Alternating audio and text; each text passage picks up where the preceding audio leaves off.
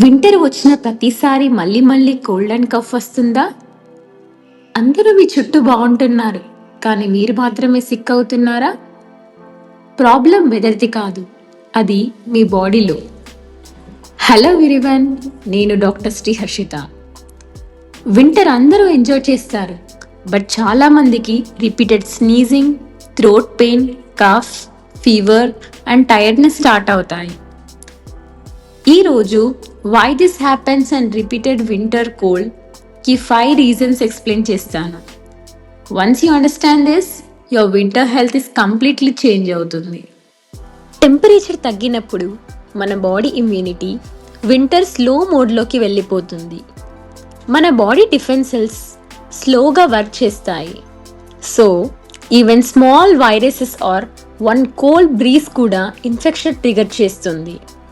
Kids, old people and already low immunity ఉన్న వారికి ఇంకా ఎక్కువ ఎఫెక్ట్ అవుతారు.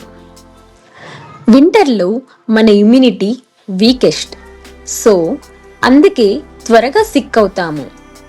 వింటర్ ఎయిర్ చాలా డ్రై ఉంటుంది, దానివల్ల నోస్ అండ్ థ్రోట్లో మాయిశ్చరైజర్ తగ్గిపోతుంది. వన్స్ డ్రైనెస్ వచ్చేస్తే జెమ్స్ ఈజీగా బాడీలోకి ఎంటర్ అయిపోతాయి. ఇవి sore throat, sneezing, irritation, repeated కోల్డ్కి మెయిన్ రీజన్. నోస్ డ్రై అయిపోయిన వెంటనే మన న్యాచురల్ ప్రొటెక్షన్ ఆల్మోస్ట్ డిసపియర్ అయిపోతుంది.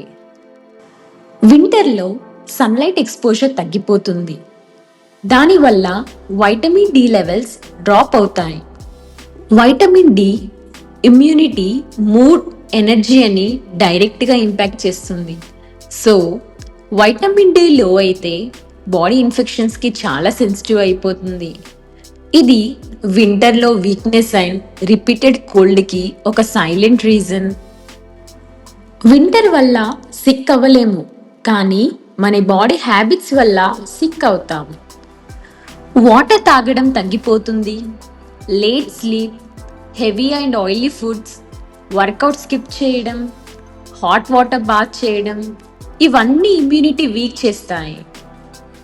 వింటర్ వల్ల సిక్ అవ్వలేము, కానీ మన హ్యాబిట్స్ వల్ల సిక్ అవుతాము. ఎర్లీ మార్నింగ్ కోల్డ్లోకి బయటికి వెళ్ళడం, బైక్ రైడ్ చేయడం, హెయిర్ నైట్లో వాష్ చేయడం, బేర్ ఫుట్లో నడవడం, ఇవి సడన్ టెంపరేచర్ డ్రాప్ చేసి కోల్డ్ అండ్ కఫ్ని ఇన్స్టాంట్గా ట్రిగర్ చేస్తాయి. Our body hates sudden temperature. Repeated cold avoid చేయాలంటే సింపుల్ వింటర్ టిప్స్ ఫాలో చేయండి. Warm water every 2 hours, early morning cold avoid చేయండి. ఇయర్స్ అండ్ థ్రోట్ స్కార్ఫ్తో ట్రై చేయండి. 10 minutes sunlight is mandatory. Daily steam inhalation 5 minutes. Ginger, turmeric and పెప్పర్ని ఫుడ్లో include చేయండి.